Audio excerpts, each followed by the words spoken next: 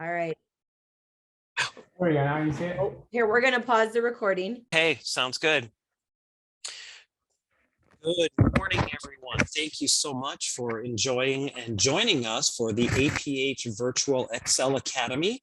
This is Skills You Can Use, Part 3. Today, we are having Introduction to Kitchen Cutting Skills as our topic, and we are so excited to have Tyson Field back as our presenter. You already have been using the chat a little this morning. We encourage you to continue doing that so that Tyson knows you're out there. And we really look forward to having you join us for this hour-long presentation. Tyson, if you would like to start, we would love to hear from you now. Perfect. Thank you for the intro. I am excited to get going today. Before we get started today and get rolling a whole lot, I wanted to tell you guys that we are doing a little activity during our time together. So if you don't have a banana handy, go grab one. If you don't have a banana, that's okay. You can find something that's kind of similar. But if you can't find one, don't sweat it. But get a banana, a cutting board, and a paring knife or a butter knife.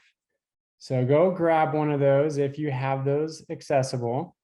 And then you'll have that already when we get to that part of our activity here. So today, there we go. So we're just like mentioned earlier, we're going to go over kitchen cutting skills today. And let me go forward a little bit. There we go. So we're going to go over ways to cut food. And so we may not cover just your standard going over knife thing, or cutting with knives. We're going to go over a variety of other ways that you can cut food that can make your lives a little bit easier. So it'll be pretty interesting today. So I'm excited to dive into this a little bit further. Let's go over our learning objectives, what we want to get out of this lesson today. Okay, the first one is that I can describe one attribute for each for a chopped, diced, cubed, minced, and sliced food. The next objective is that you can select the correct tools for what you want to cut. I can safely demonstrate one new cutting technique. And the last one is I can contain my message while cutting food.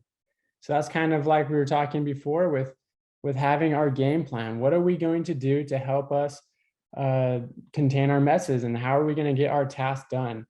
So these are our objectives, and I want you to be thinking about those throughout this lesson so that you can make sure that you are getting out of this what we're trying to accomplish. All right, so let's start this off with asking a good question here. What kinds of foods do most people need to cut? Go ahead and throw in your chats just some ideas that you have. What are common foods that people need to cut?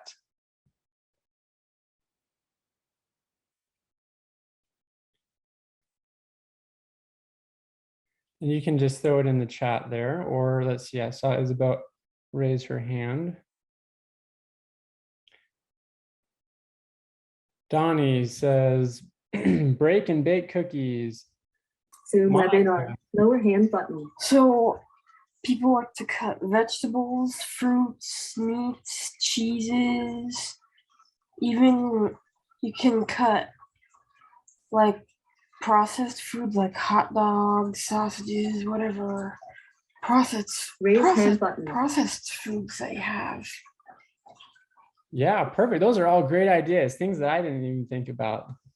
Awesome. Thanks for sharing that. So we have a few others here. Monica says that she cuts her sandwich in half. Jaden says carrots. Horton says meat veggies. Elizabeth says meat and pizza. And Lilith says meat. Yes, all great ideas. So I love all these things. So keep thinking about those. There are quite a few different foods that that you can cut. So, okay, sorry, I think I misspoke someone's name. It's Linda Horton. There we go. Okay, I'll try to remember that for next time. All right. And if you're not here live, again, I'm hoping you were thinking about those things. Okay, so now I want you to kind of rate yourselves. How well can you describe the attributes of these things or of some of these different types of foods that we cut? So rate yourself. Here's a scale. So you can't, 1, you cannot provide any details. A 4, I can tell you everything you need to know about it. So rate yourself on the following types of food cuts. So a sliced food, and go ahead and put your answers in the chat. If you're not here live, I want you to say that number out loud so that you can hear it and know that that's the number you're sticking with. So I'm seeing a 1 and a 4.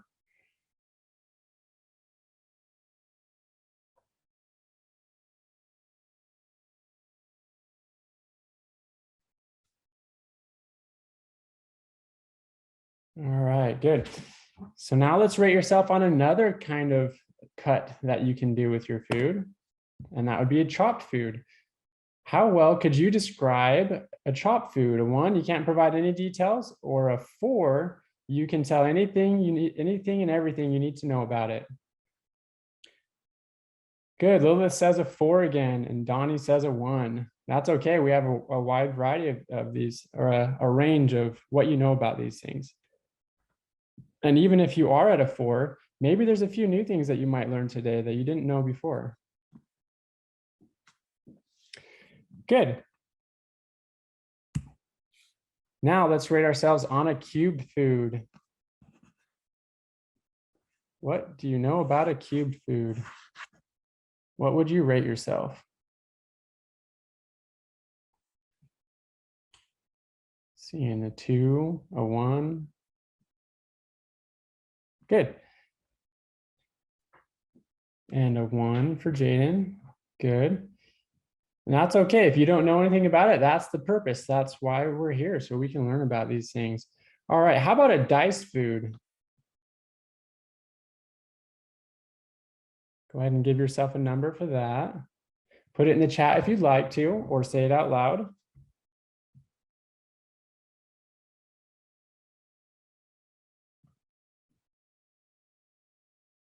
Okay, now let's think about a minced food. How would you rate yourself with minced food?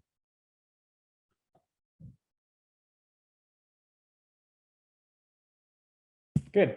Okay, so let's go over some of these things and hopefully we can learn just a little bit more about that. I see that there's quite the range of what everyone is feeling that they can describe about these types of foods. So let's start off with sliced foods. So on the screen, we have a picture of a cucumber, and there's a whole cucumber and one that is cut up, and it is cut into slices. Inside of the red box, you'll see that there are even consistent slices, and they are round in shape, and they're all very similar in size as well.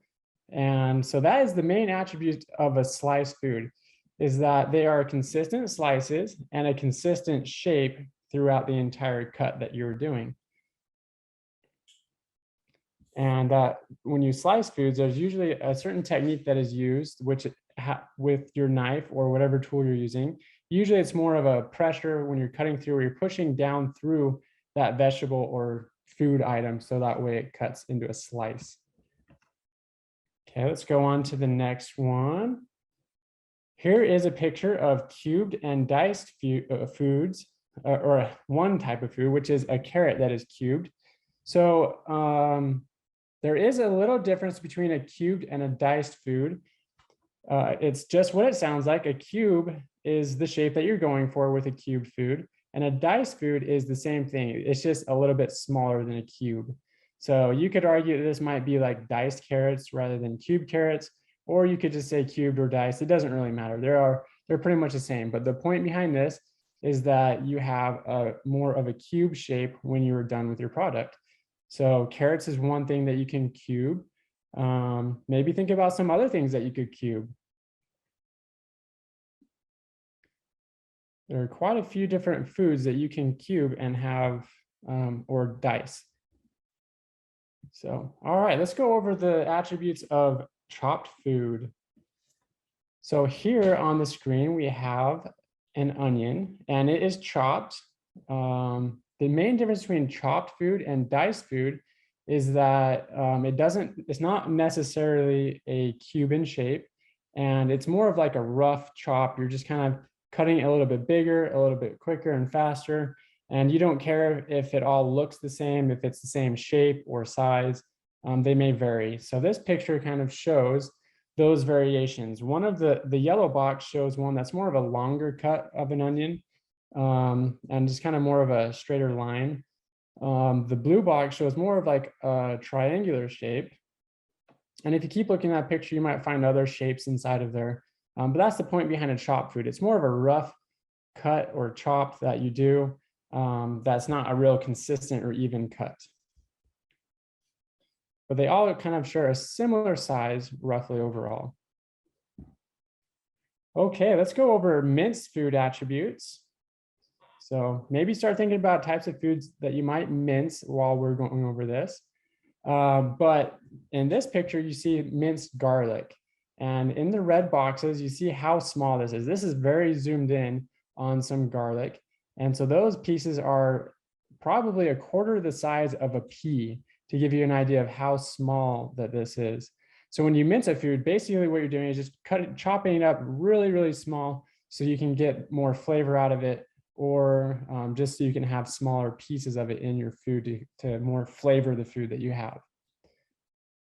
So maybe you've thought of some other foods that you mince other than garlic. But we'll go over some of these techniques and how to do some of them here pretty soon. Okay, now that we've kind of talked about this a little bit, I'm hoping that you've learned a little, but now I'm going to put it on you. I want you to rate yourselves again how well you can describe these attributes, just like we did at the beginning, but we'll go a little bit faster this time, so that way we can move on to some of our other things. So again, rate yourself. 1, you cannot provide any details of the cuts that we just learned about. And a 4, you can tell everything you need to know about it. So sliced food, put it in the chat if you'd like, or go ahead and say it out loud if you understand what a sliced food is.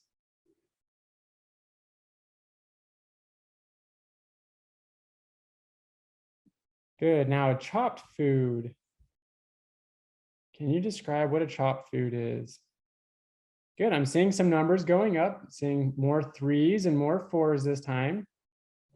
Overall, great. Still have a 1. That's okay if you still don't feel like you can describe these yet. This lesson will be recorded. You can go back and watch it and learn more about these attributes, and hopefully it'll start to make more sense as we do more of these cuts as well soon. Okay, and now a diced food. Think about that one. A cubed food.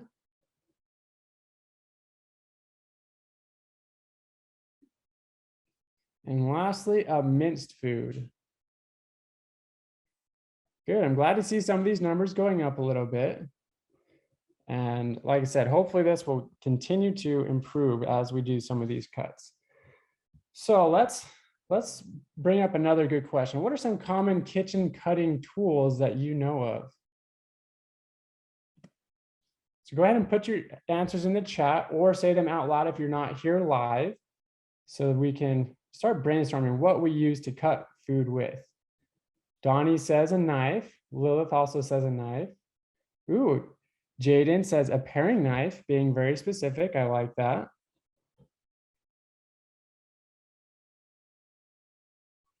An apple slicer. Thank you, Lilith. That is a great one. We'll go over that as well today.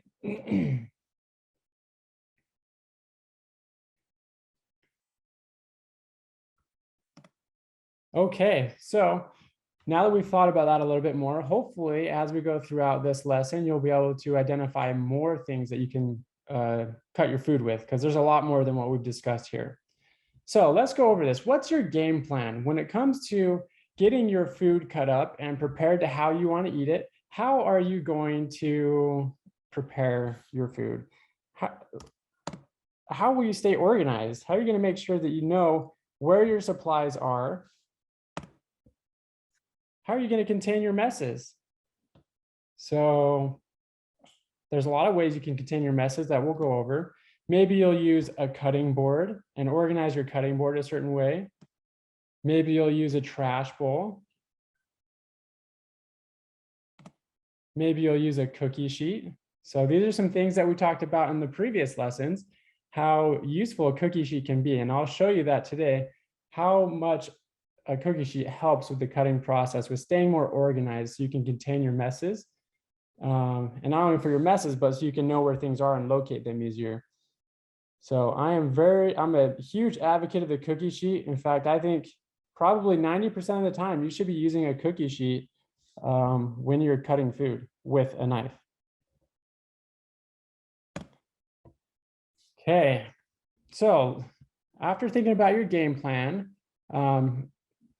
you would then start to select your tools and things and getting started on your cutting activity there.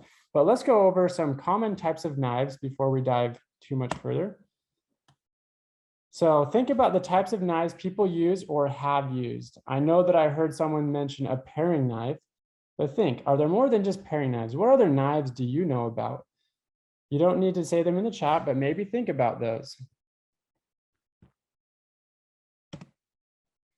Okay, so here's some that I came up with.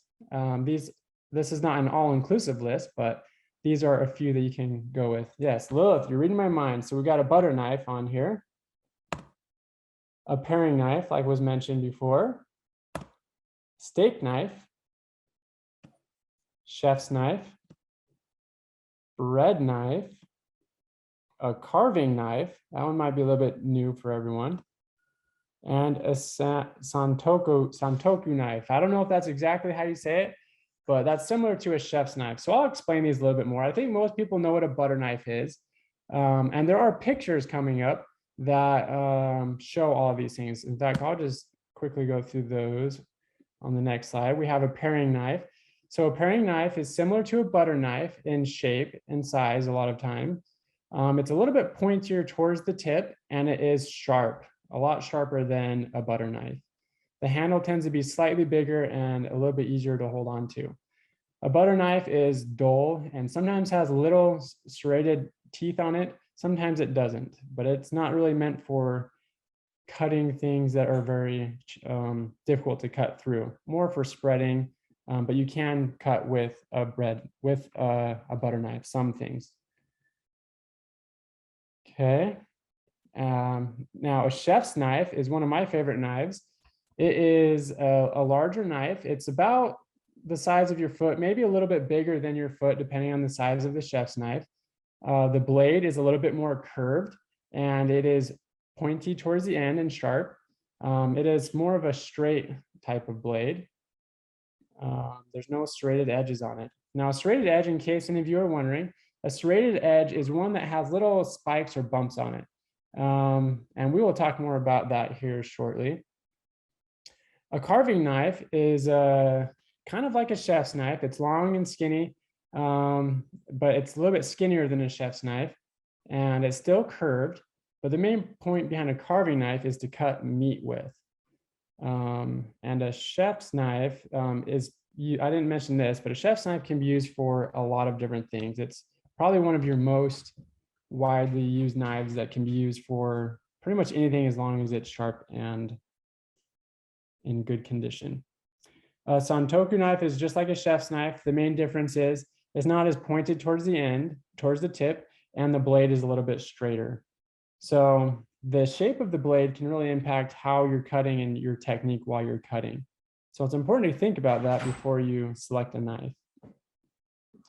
A bread knife is usually a long, skinny knife that has serrated teeth on it, and those teeth help you cut through the different foods that you have. And so that one uses more of a sawing motion to help you get through bread or other similar foods. A steak knife is similar to a bread knife, except for it's a lot smaller, and the serrated teeth on it are generally a little bit further apart. And as the name implies, you can cut steaks with it and other similar foods. Okay, so let's talk a little bit more about a serrated blade versus a straight blade. Maybe think about that. Can you kind of guess, like, what would a serrated blade be used for over a straight blade?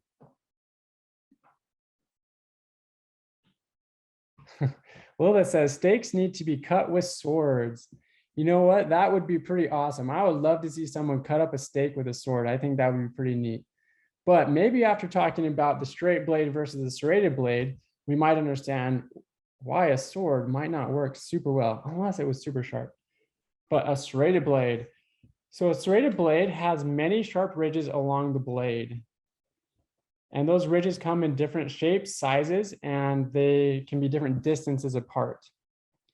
So now a serrated blade, it generally works best. Let's see here. Yeah, so I wanted you to kind of think about what kind of foods might work best with a serrated blade. And we will go over that now. So usually you want to have more of a squishy food when you have a serrated blade. So this could be things like bread, cooked steak, chicken, tomatoes, or other similar things. Because how a serrated blade works is when you saw back and forth, it cuts through that food. If you put a lot of pressure down through a serrated blade into the table or into the food, it doesn't cut as well with the downward pressure. You need to have a lot more side-to-side motion when you're using a serrated blade. And so that tends to work best with foods that's a little bit softer, and especially with like cooked steak. So I don't know about that sort. It might work okay with a steak, but it'd probably have to be pretty sharp. My guess is though it would be a little bit challenging. So now let's think about what types of food you might cut best with a straight blade. So a straight blade is one that is just not serrated. It's kind of like that paring knife or a chef's knife where the blade is straight and it's very sharp. So foods that tend to work a little bit better are firmer foods and some others. You can definitely cut foods that aren't firm. For example, a tomato. Generally, I would use a serrated blade to cut a tomato. However, if you have a really sharp chef's knife or other knife, you can cut a tomato with it. But in general, a serrated blade would be a little bit better because it's a little bit squishier. That's why I said and some others. But in general, a firmer food tends to be a little bit easier to cut with with a straight blade. So maybe think about some of those firmer foods. Some that I came up with were potatoes, carrots, celery, apples, cucumbers, and the list could keep going on and on. There are a lot of different ideas. And so we're going to start practicing some of those here pretty soon.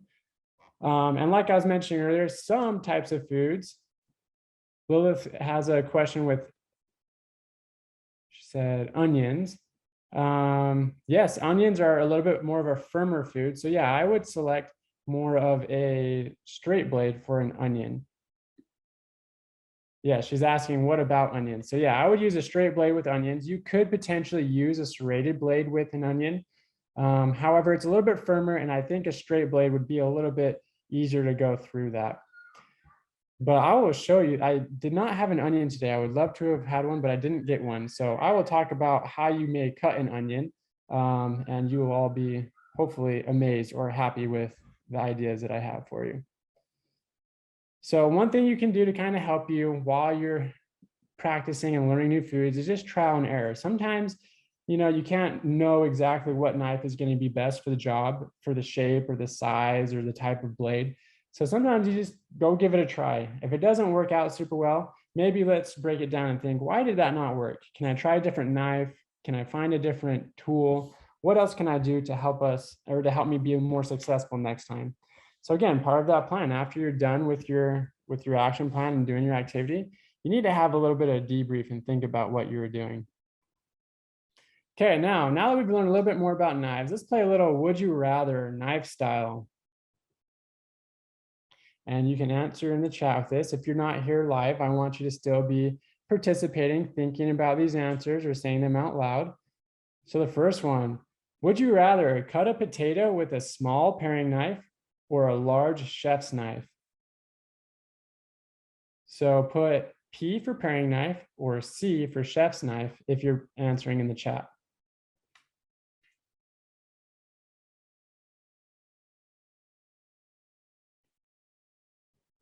Donnie says a P.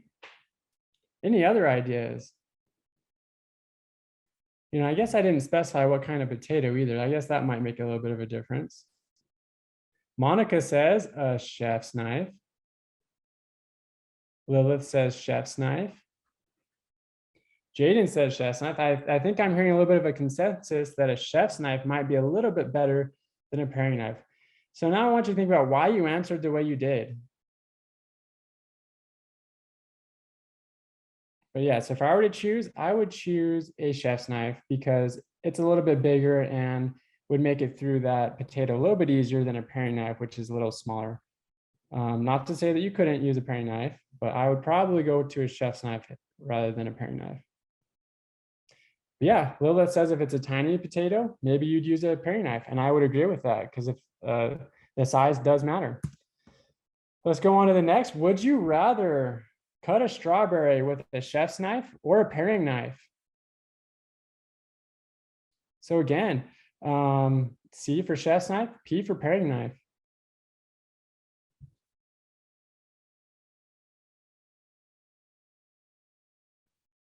I'm seeing some paring knife options. Good, that's probably what I would choose for a strawberry. I have cut them with chef's knives, but it's a little bit harder to manage. Okay, would you rather, next one, would you rather cut a loaf of bread with steak knife or a bread knife?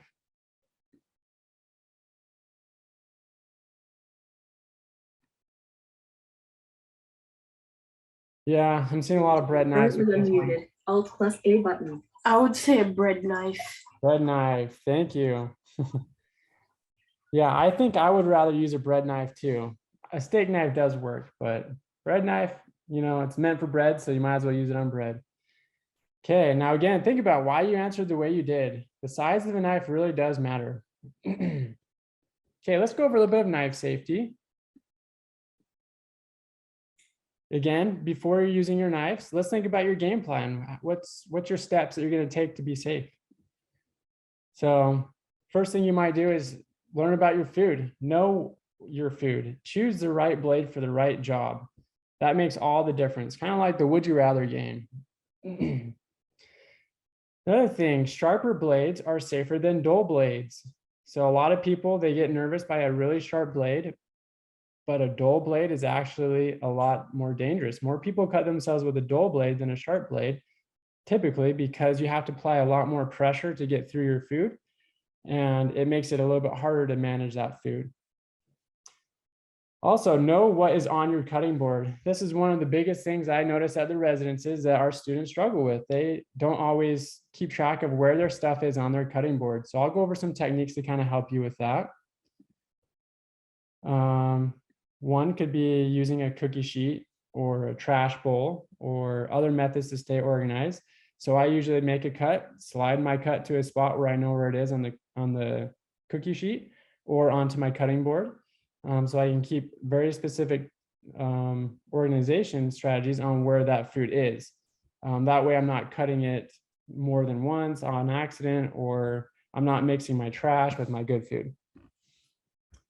Also, other knife safety, keep your fingers away from the blade. I think I saw some people say that in the chat, so good thinking. You definitely want to keep your fingers away from the blade. All right, so also using good techniques is really one of the best ways to stay safe with your knife. So we're gonna go more onto that soon. So let's go over cutting boards a little bit.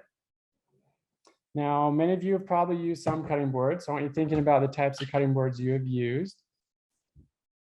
So let's go over plastic versus wood, and we can turn on my other camera here so I can show you some of these. So let's get my camera going here. If someone can help out with that, let's see, maybe I can do it.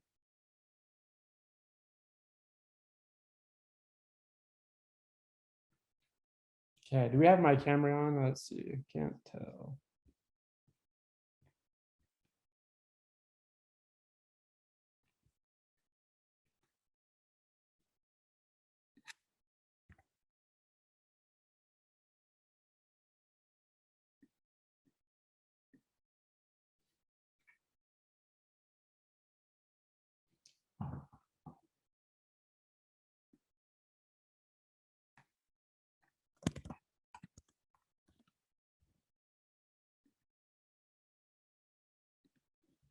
Okay.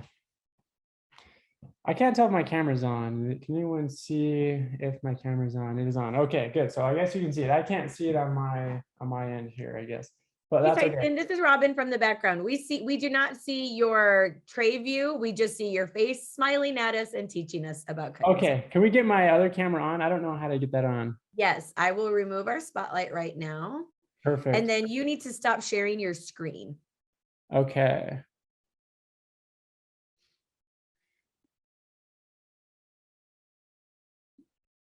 There we go. So now what we'll do is I will find your tray view and we will spotlight for everyone. All right, now we are looking at your tray view. Okay, there we go. Now you can see my tray. Okay, so I have a few different trays here. So let's go over plastic versus wood. So this is a plastic tray that I have. It is white. Here's a red tray that I have that is also plastic. And here is a wood one. So as you can tell, the texture is a little bit different with the wood, and wood is the main difference is how you're going to be cleaning them. Also the wood is a little bit smoother and a little bit slicker than the plastic. The plastic is a little bit grippier. So that's one thing to kind of think about, is how the texture feels with your cutting boards. So I don't usually use a wood one a whole lot. Another type of plastic one, let's see, I guess we'll go over flimsy versus firm. So this is also a plastic one. This is a flimsy cutting board. So flimsy cutting boards, in my opinion, are garbage. So I would really just kind of throw them out. I don't really like those flimsy plastic ones, but if you do like them, I don't want to offend you, so go ahead and keep using them. But the reason why I don't like them is because they are, they stick up on the edges, they don't stay down very well, and they actually don't even protect your knives super well. So I just toss those flimsy ones and get rid of them. So I prefer more of this kind of cutting board, like this red one. It is a plastic one and it feels a little bit grippier, so your food doesn't slide around as much. Also, this has little grippy ridges on both sides of this cutting board. So this one is gray. If you can see that, that grippy part is super helpful to make it so when I'm cutting or using it, it doesn't slide around on my cookie sheet or whatever surface I am using underneath. So another thing to really consider is the color. So if you have a hard time seeing different colors, you might choose a cutting board that helps you contrast with that. So here's a good example of one that might not be a great option. So I have a red apple on a red cutting board. Might be kind of hard to see. So you might rather choose a white one. You can see a little bit better, a white cutting board underneath and a red apple. That would be a little bit better of a contrast that you might be able to see. Generally, white isn't the best for most foods. So like green and red might work pretty well for you. So here's some green onions and on a red cutting board. So that might be a little bit easier to see for you. And yeah, so there's also other cutting boards that you can get that have adaptive blades connected to them. I forgot to bring mine, but it's a cutting board just like this. And it has a chef's knife that's on there and it's fixed on one side of the blade. So you can lift it up and chop and do it without having to pick that blade up. It moves, it stays fixed to the cutting board so you can keep track of where that blade is, and it just goes up and down, and it's a little bit easier to use. So those ones are pretty nice if you're first learning how to use one, or if you're very nervous about it, or if you have a hard time with your fine motor control. It can be a really good option to help you just stay a little bit straighter with your cuts and have a little more confidence with those. So that's also a really good option, are those fixed blades on those cutting boards. So I want to go over a little bit more about using a knife, and I want to demonstrate how to use a knife a little bit better. So first, I want to talk about how you hold a knife. So this knife that I'm holding is a chef's knife. It is black. You can see it's kind of beat up a little bit, but I keep it nice and sharp. So holding your knife when you're cutting, you're actually going to have your middle finger, your ring finger, and your pinky on the blade. And then you take your thumb and your pointer finger and you pinch the blade. So I think I mentioned your fifth, fourth, and third fingers, your pinky, ring, and middle finger. Those go on the handle. I think I misspoke there. They go on the handle, and your pointer finger and your thumb go on the blade. And that is how you hold it. That gives you a little bit more power when you're holding the knife and when you're trying to cut with it. A lot of people like to either just hold the handle, which can work, but then the blade gets a little bit angly, it turns on you, it's hard to keep it straight. So if you have your thumb and your pointer finger on the blade, that helps keep the blade straighter, and it gives you more power and control when you're making your cuts. It's really important to learn to practice that. Another way to hold it is to have your pointer finger on top of the blade and have the rest of your fingers on the handle. A lot of students prefer this method because they feel like they can control and know where the blade is. However, from my experience, most people who do this have a harder time with the power they need to get through their food, cutting through it, and they often still struggle more with getting that angle a little bit straighter. So it's important to hold your knife correctly. I would prefer to hold it with the thumb and the pointer finger on the blade with the rest of the fingers on the handle. Now, if you're using more of a paring knife, which I have right here, it's a little bit shorter in length and skinnier. So this one, you can imagine, it's kind of hard to really hold the same as a chef's knife, and it might be more dangerous. Your fingers might go too low and actually get in the way of the blade. So that could be dangerous in doing. So you really need to make sure that your fingers are staying away from that sharp surface when you're cutting, even with a chef's knife. So this one, I would not choose to hold it that way. I would hold it more with the finger on top. Because generally with a paring knife, your food that you're cutting isn't going to be as firm and hard to cut through. So I would have my finger on top of that blade, and I would do it how the other example that I explained, with your pointer finger on the top part of the blade, with the rest of the fingers wrapping around the handle. And that would help you do that cut. Or you could also have all of your fingers on the blade with your thumb kind of on the side of the flat part of the handle. So that was probably how I would use a paring knife, the grip I would use for that. Now, another thing I would like to go over with using good technique would be using sine pressure versus downward pressure. So with my chef's knife, downward pressure would just be going straight down. So you're just pushing down into that board or into your food, just straight down. That's a downward pressure. A sine motion is more of a sideways pressure. So you're sine back and forth. So I'm moving my hand back and forth with the food. I'm not doing big movements across the whole board. That's going to be problematic. You just do small movements. So that's more of the sine motion. Now, generally, you're not going to use as much of a sine motion with a blade like the chef's knife. This is a straight blade. It works best pushing down, but you also can use a combination of the downward pressure with the slide. So when I use a chef's knife or most straight blade knives, I use a combination of the sine downward, or the back and forth sine motion, and also the downward pressure. So you kind of put the tip down into it a little bit and then push down and slide at the same time. So it's a combination of both techniques. So I'll show you how that works with the potato here. So I'm going to hold this potato up like this and demonstrate that technique. So you go up with it, and then you are pressing down and sliding at the same time, down and slide until it cuts all the way through. So that's a lot easier than just pushing straight down. If I push straight down, oh, there we go, I got through it. It's a lot more pressure. I got through it because I have a sharp knife, but it's a lot more challenging than sliding and pushing down at the same time. I barely had to push for that second cut that I just did, and that came right off with the downward and the sliding movement with that. So it's extremely good. It's extremely important to use. Think about whether you're pushing down or whether you're sliding back and forth or using a combination of both. which usually it's the combination of both. So now let's go over another type of technique that you can use. I call this the finger back method. So if you forget some of this, I have this in the slides. So you'll have access to this PowerPoint later and you can see some of this. But the finger back method is a way to cut where you are moving your fingers back out of the way while you cut.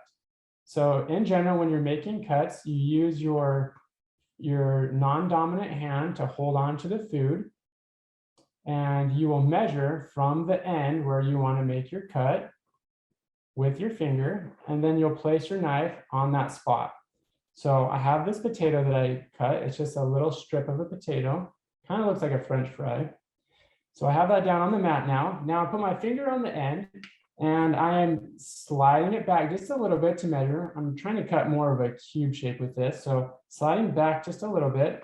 And now I put my knife where I want it with my finger close to it. And then I measure on the other side of the knife from the end to the knife to see how big that is. And that feels like a pretty good space on it. So now I have I'm using a paring knife as well in case I forgot to mention that. So I'm gonna have my finger on top of that paring knife. I measured with my finger, and now I'm pulling my finger back away from the knife as I make that cut. Now I'll push down and slide and make my first cut. Again, I'll demonstrate it again. I'm gonna slide this now off of my cookie sheet onto my cutting board, and I'll go to the upper right corner to help me stay organized with the stuff I've already cut. So now again, I measure it with my finger at the end and I bring it back towards the, back to as far as I want to cut, put my knife down, push forward and down and slice. And now I have my cut, slide it again over to my organizational spot. So that's the finger back method. Now let's go over the knuckles method. So how might you cut with your knuckles? So using your knuckles, I have a potato here again that I'm cutting, and I have a chef's knife. The knuckle method is typically only used with a chef's knife or a knife that has a thicker, bigger blade on it like this one. So with that method, you would put your pinky and your thumb onto the food to help hold it mostly. You measure at the end of the vegetable or fruit that you're cutting, or food, whatever it is you're cutting. And you're going to measure with your fingers the same. And then once I get to that spot, I'm going to dig my nails into it to help keep my fingers a little bit straighter. A lot of people will kind of put their fingers flat like this, but that makes it a little bit easier to put that knife over your hand on accident. And so I always like to keep those fingers a little bit straighter by keeping those nails pushed into that food a little bit more. And then you want to make sure that your thumb doesn't stick out too far forward, because then you might get your thumb in there like that. So always pull that thumb back a little bit and put your thumbnail into it as well. So you can see I'm mostly holding it with my pinky and my thumb, and my other fingers are kind of resting on top with the nails into the food. Again, I'm starting on one edge of the food, measuring back, get my fingers dug into it where I want, and then I put the blade flat up against my fingers and also down, or sorry, the flat part of the blade goes against my knuckles, the back of my knuckles, and the blade goes down onto the food.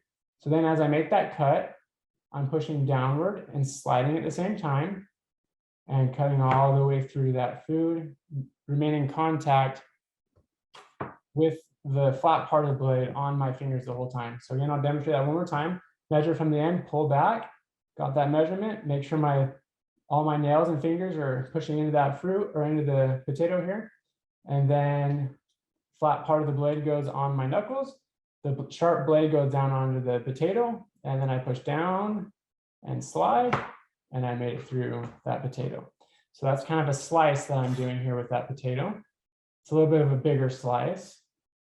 So I could continue to cut that and make slices like that with the knuckle method. I like the knuckle method because it's mostly done by feel, and you can go ahead and slice relatively quickly using that method. So here is my potato slices that I just cut using the knuckle method.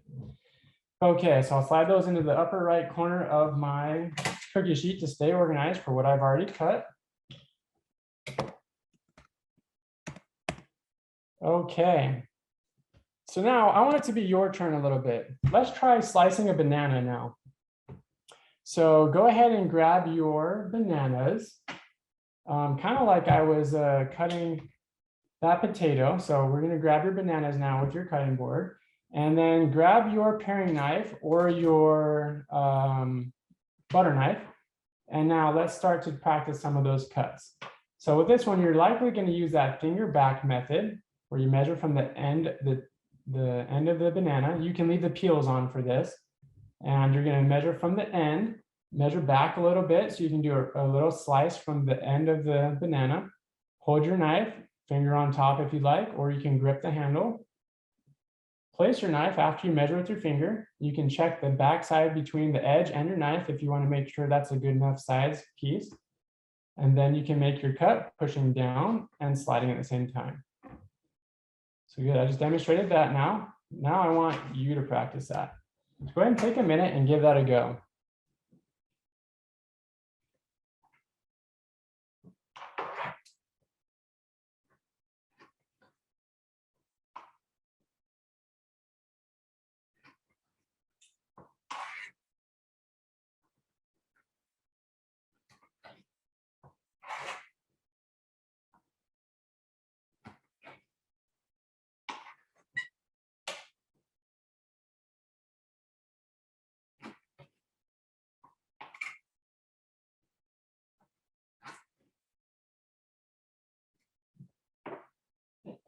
Okay, hopefully you've had a chance to practice just a little bit there.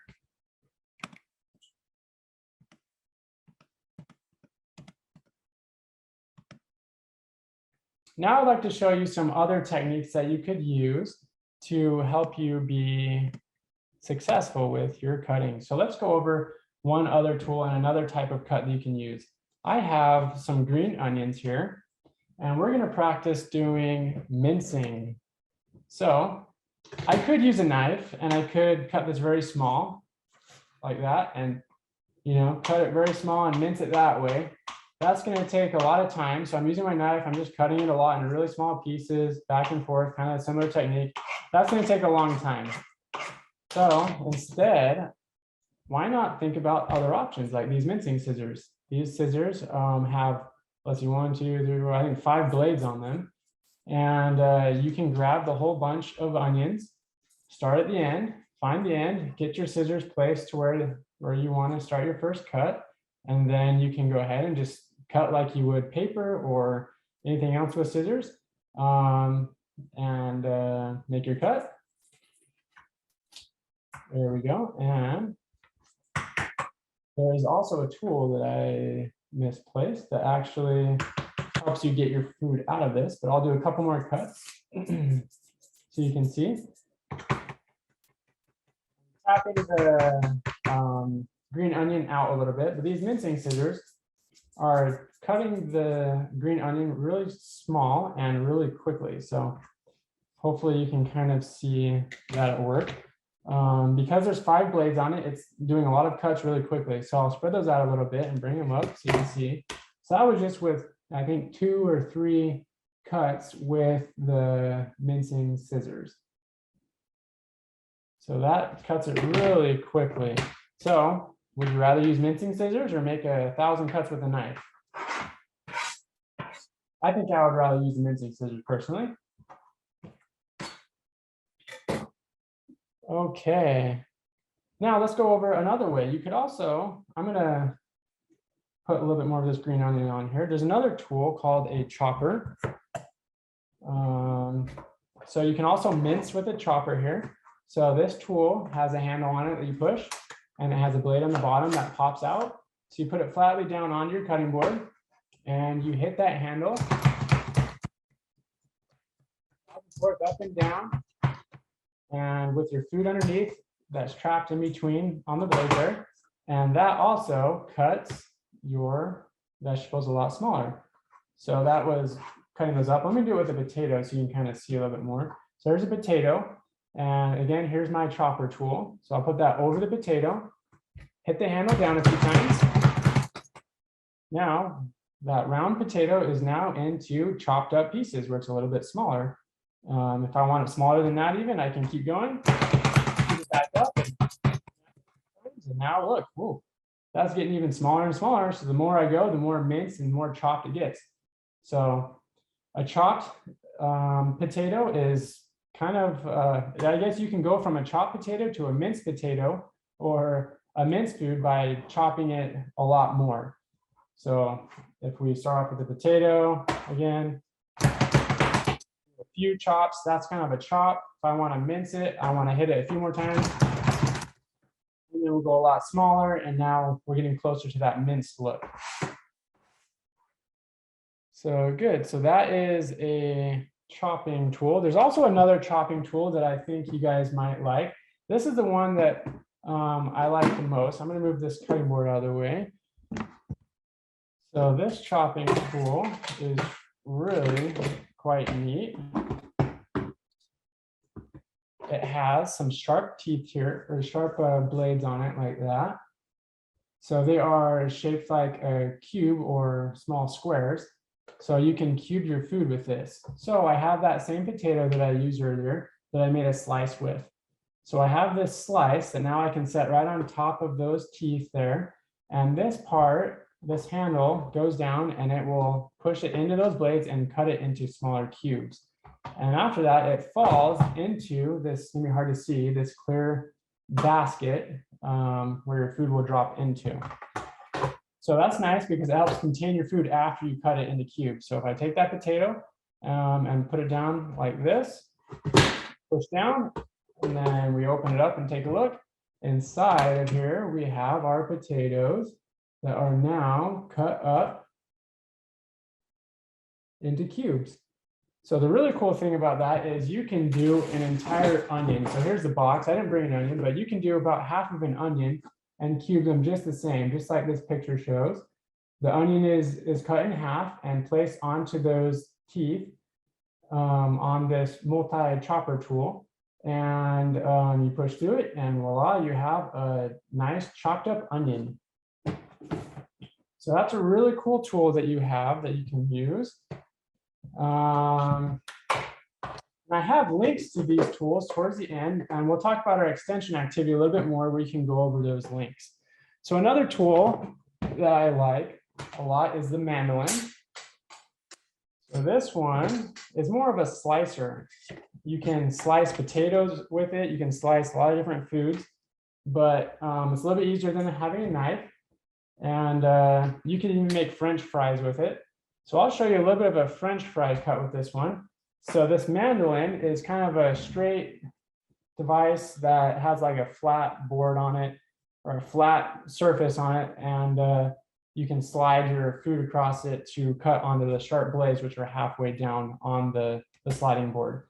So you usually wear a glove with these that are resistant to cuts. And these gloves can help you be safer while you're using these. So you don't accidentally slice your hand on the sharp surfaces of the device you're using. There's also these other guards that come with them that you can learn to use where they hold your food down so you keep your hand away from where you're cutting. So I'm gonna push my potato into that guard and then I'll get my potato down onto here and I'm gonna slide it down this little flat surface here onto those blades. And it takes a little bit of pressure to push through. So you push through it. And I'm going to do that a few times here, back and forth along those blades. And you'll see all the food that I'm cutting is coming off of there. The potato is now getting cut and it's falling underneath onto my cutting board, which is nice that I have the cutting board. And it is cutting little French fries, little French fry shaped potatoes. So pretty quick and easy. That's definitely a lot faster. I used a whole potato. I stuck it onto this little mandolin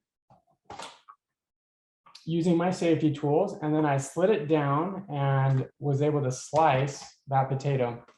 So a really awesome tool there. So another tool that you could use for a slicer could be like an egg slicer. You can cut hard-boiled eggs in this. This has little wire teeth on it. And you can stick an egg in there and kind of like those other choppers, you push down on it and slice it and boom, you have a nicely cut hard-boiled egg. So again, just another tool you can use. There are a lot of different tools that you can use to help you cut. So we don't have time to go over all of them today, but I want to just give you a quick introduction to different tools that you can use. So there's these manual tools that we went over here, and there's a million other types of tools that you can use. So I was hoping just to open up your eyes to some of these options that there are. You don't always have to use a knife to cut your food with. In fact, a lot of times it's going to be easier to use your tools, to use other adaptive techniques. And even sighted people, I would rather use a lot of these tools to cut my food with because it's a lot faster and it helps contain my mess a little bit easier. So same goes for everyone else, I think, for the blind community. I think it would be a great option to use. So I wanted to show you another one quickly, that there's manual tools and there's also automatic tools. So this one is a food processor. It's kind of like a blender. So I won't go into a whole lot of details about it, but there's a blender. So I want to let you know there's also other options like this blender that has little teeth in it that chops your food up. You can throw in whole foods and carrots and other things and have it chop it up, kind of like a blender would. But then it just kind of chops it nicely, or you can shred food with it. There's a lot of different things you can do with this, but there are other automatic options like this. So again, in this slides, these will be made available for you. So you can go through and look at some of the other options that I have for you in there. In fact, that I think leads us a little bit to, we can go back to the, well, I'm just gonna skip on out to it and go over a little bit of a recap here. So again, these slides will be made available to you and you can go over more of these, the things that are on the slides in more detail, because we kind of had to go a little bit quick. We didn't make it through all the material. So I'd like you to go back and review those slides, but let's review right now a little bit about what we've learned. I want you to think out loud, or think, you can say it out loud or say it in the chat, but tell me if you agree or disagree with the following statements. I can describe the attributes of a chopped, diced, cubed, minced, and sliced food. Another one, I can select the correct tools for what I want to cut. So think about it. Can you use a knife? Can you use a chopper, mincing scissors, a mandolin? What other tools can you use? Okay, also, do you agree or disagree that you can safely demonstrate one new cutting technique, either with a knife or with one of these other tools that we talked about? Or I can contain my messes while cutting food. Do you agree or disagree with that?